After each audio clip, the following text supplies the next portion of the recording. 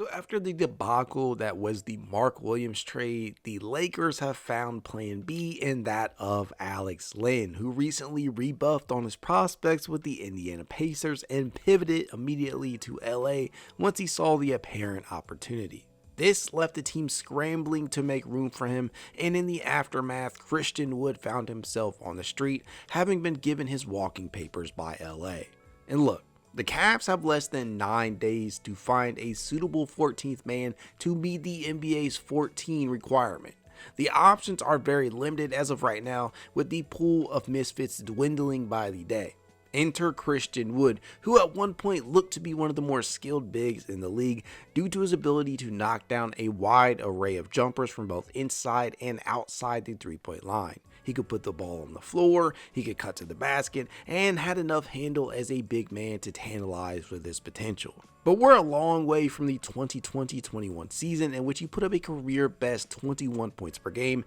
That said, he is just a couple years removed from finishing 9th in the 6th Man of the Year voting and is still just 29 years of age. He had spent the last 2 years with LA but hasn't stepped foot on the court since February 14, 2024, Valentine's Day, literally almost a year to the date of releasing this video. In fact, Wood suffered a left knee injury and subsequently had a season-ending arthroscopic procedure in March of 2024. After exercising his $3 million player option to return for another season, Wood had arthroscopic surgery on his knee again in September after he suffered a setback, putting a damper on his eventual return with the Lakers. So this move made sense for LA given that. But for Wood, who was hoping to return to the court and recoup some of his value with the Lakers, this is probably a gut punch. I mean, this is poor timing. We're talking about a player who literally just provided one of the most untimely updates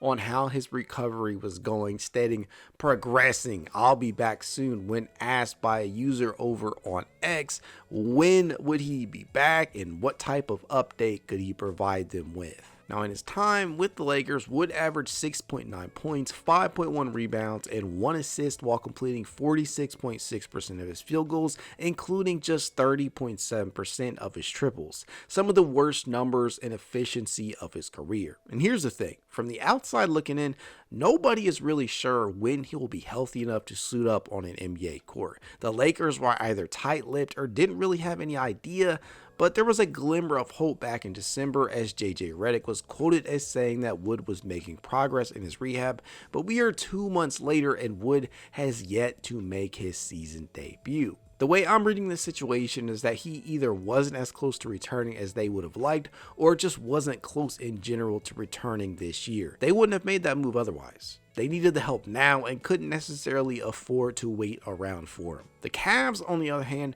are in a decent enough position to wait for him to return to full strength, but would likely prefer an option that can help if needed right now. That said, he still does boast an intriguing offensive skill set and would come rather cheap. The problem is, he doesn't exactly excel in a very, and I mean very particular area the team could use reinforcing it.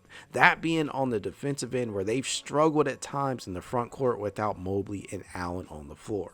And Wood has a reputation of being a lazy defender with poor work ethic and basketball IQ on that end. He's shown evidence, I gotta admit, of being able to protect the rim, but has never had anything more than flashes in that respect.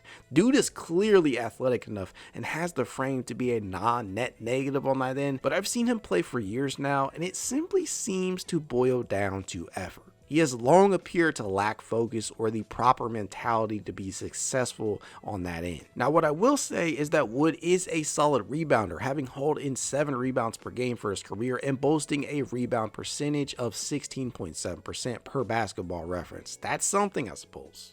He wouldn't be the first player to turn his effort around by being supported by a terrific coaching staff and defensive talent around him, but he also wouldn't be the first to continue the cycle of poor effort.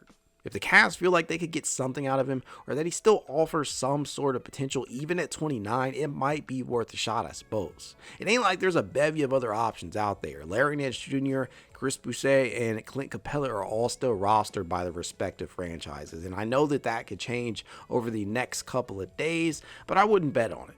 Virtually no one currently on the market will be a lock to play anyways, but without knowing how close to a return he truly is, it would be a pretty big gamble, admittedly. What do you guys think? Would bringing in Christian Wood make sense for Cleveland? Would you pull the trigger if you were Kobe Altman? Let me know in the comments below, and as always, go Cavs.